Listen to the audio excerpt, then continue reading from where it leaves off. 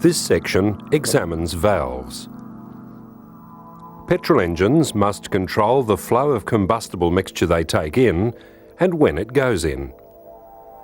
In small two-stroke petrol engines, this is done by ports that are opened and closed by the piston skirt during the engine cycle, or by pressure-operated reed valves. Diesel engines are different. Their power and speeds are controlled by the amount of fuel injected, so it isn't necessary to control airflow into the intake manifold. Almost all four-stroke petrol and diesel engines use valves, which are located in the cylinder head. This is also true for two-stroke diesel engines that are used in road vehicles. Valves experience enormous stress even in normal conditions.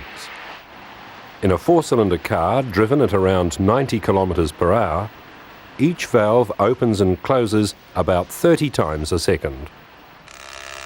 Exhaust valves withstand huge temperatures, and they can become red hot.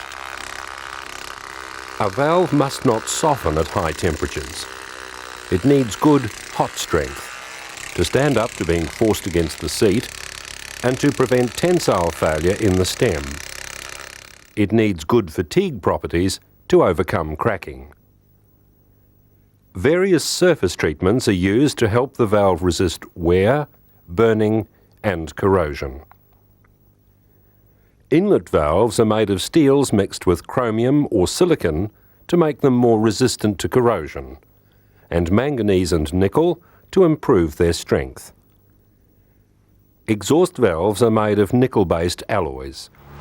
Some high-performance applications use especially hard-wearing titanium alloys.